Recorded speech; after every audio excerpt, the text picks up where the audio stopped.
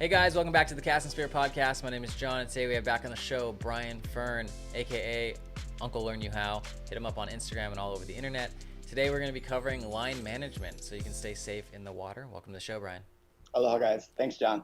So, there's been a time, and I've said this on the podcast before, where I wasn't the most, let's just say, smart with my line management, and I almost got tangled in the kelp with a sea bass. So that was scary, and I almost didn't make it. So what kind of things should people be thinking about in terms of that dreaded Dyneema wrapping around yourself? Sure. So, in the way of line management, you have to consider the tools, right?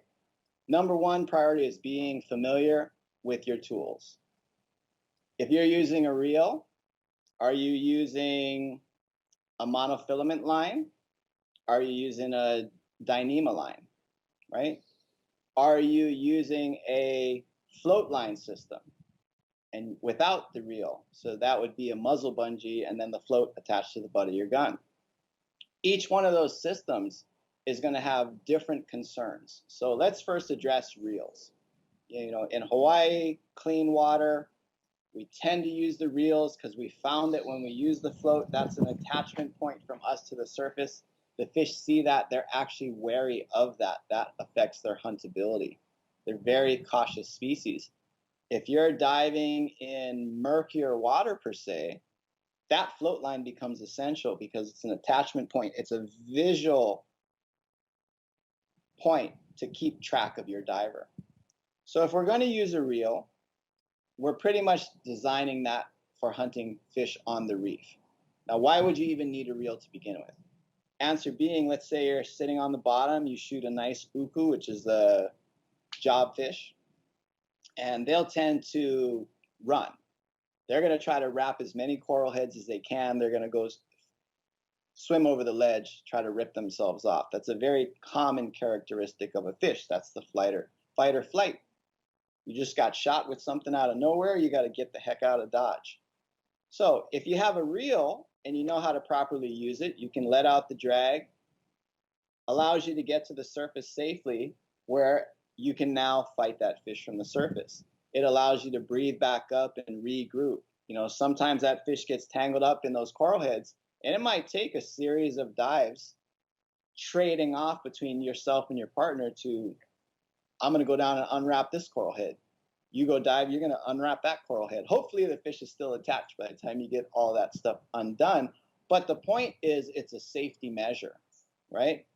That can also create an unsafe situation if your reel were to lock up, if your line gets tied around your bands and it can't pull out, right? If you have been spooled by a fish and now you have 160 or more feet of line just kind of floating around on the surface of the water, which you can easily get tangled up in. Being aware of where your line is at all times, right? So if there's a lot of surge, you got to make sure that line doesn't get wrapped around your arm.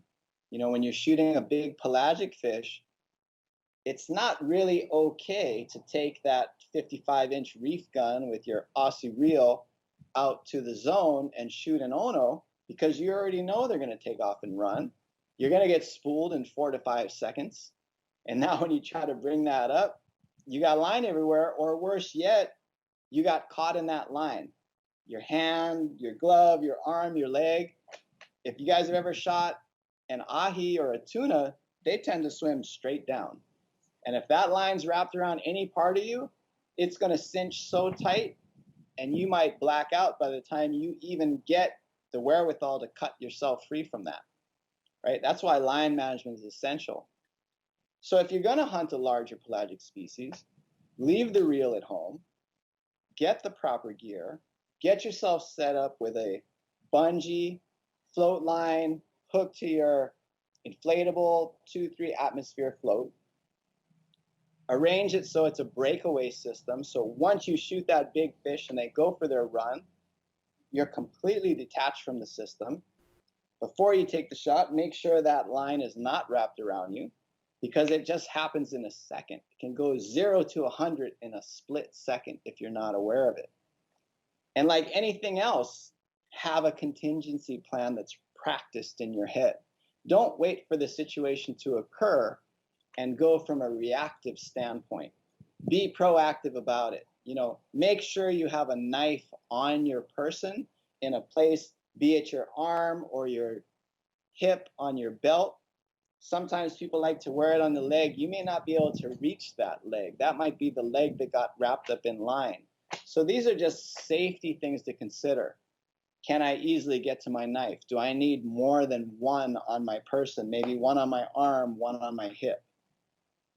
Base that off of your experience, the potential outcomes of the conditions you put yourself in. Regarding knife placement, because I like to have mine on the inside of my shin, but like you're saying, that could potentially be a bad thing if that's the only knife I have. Do you like to have it on a certain shoulder upside down? Do you like to have it right side up? What's your kind of like go-to locations? I've tried it on my. I'm left-handed, so on the opposite arm, and then a knife. If it's on the arm, the butt of the knife should be face down toward the elbow, so it's a simple reach across and pull down, as opposed to trying to fumble with it this way. The problem with the legs is you have to bend down to it. And if your hands are being utilized for whatever purpose, because you have to fight a fish, try to stay above water because you're getting pulled under, grab a piece of gear like the float, grab your friend, you may not be able to get that far down to your leg. And it kind of creates drag. Your line can also get stuck on the knife, because if your legs are down and that shooting line wraps around the knife, it can actually be the reason you're getting pulled down. So I think honestly the best positions are either going to be on the bicep of the opposite non-dominant arm, or if it's on my hip, it's going to be on my left hip so I can easily reach it. I have several friends that wear one on their arm, one on their belt. I've done that in the past. So you kind of just got to look at what's reasonable. What can you easily get to? Sometimes if you're going to go and shoot dogtooth and you're going to use a cable for your slip tip, you got to make sure whatever implement you have can also cut cable, right? So you might need a specialized line cutter or a knife that's serrated that can actually cut through that cable as well. Wow, yeah, that'd be scary, getting stuck with the cable piece of things. Haven't gotten that far yet.